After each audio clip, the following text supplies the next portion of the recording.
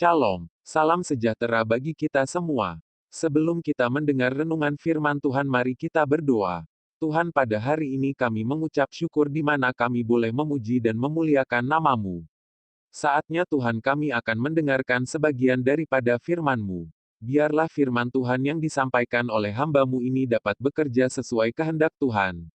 Apapun yang akan disampaikan supaya dapat menjadi berkat buat kami semua. Buat kami umat-Mu yang akan mendengarkan firman-Mu, kami mohon siapkan hati kami supaya menjadi pendengar yang baik dan dapat menerima firman yang disampaikan. Terima kasih Tuhan, kami sambut firman-Mu hanya di dalam nama Tuhan Yesus. Haleluya. Amin. Renungan firman Tuhan hari ini terdapat di dalam kitab Mazmur 73 ayat 26-28. Sekalipun dagingku dan hatiku habis lenyap, gunung batuku dan bagianku tetaplah Tuhan selama-lamanya. Sebab sesungguhnya, siapa yang jauh daripadamu akan binasa, kau binasakan semua orang yang berzina dengan meninggalkan engkau. Tetapi aku suka dekat pada Tuhan. Aku menaruh tempat perlindunganku pada Tuhan, supaya dapat menceritakan segala pekerjaannya. Mazmur 73 diceritakan seorang penyembah bernama Asaf yang saat itu mengalami stres. Dia mulai mengalaminya ketika berusaha membandingkan hidupnya dengan orang lain dan tidak melihat panggilan hidupnya sebagai seorang penyembah, terlebih lagi dia membandingkannya dengan orang-orang yang hidup di luar Tuhan. Ini jelas suatu kesalahan besar, apalagi dia sebagai penyembah yang dipandang orang lain lebih beriman dan akibatnya fatal. Asaf merasa apa saja yang diperbuatnya hanya berakhir dengan sia-sia. Bahkan dia sempat putus asa dan merasa tak berguna selama ini menjaga kekudusannya.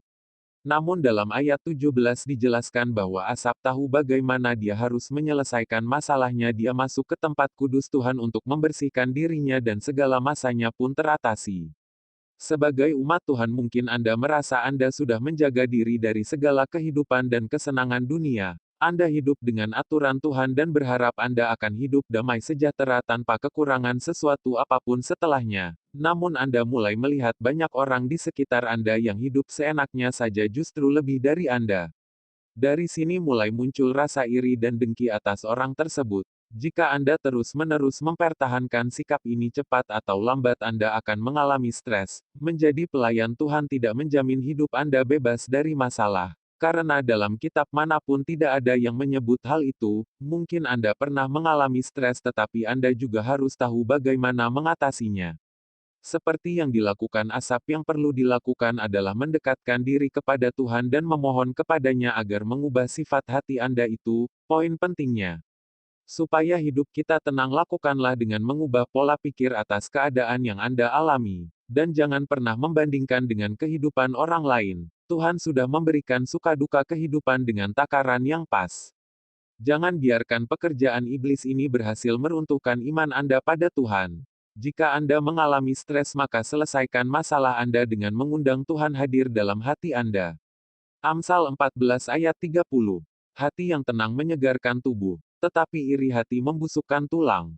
Amin. Kita berdoa. Kami bersyukur firman-Mu kami dengarkan dan firman-Mu itu telah memberkati kami. Biarlah kami belajar mengaplikasikan dalam hidup kami. Terima kasih Tuhan. Amin.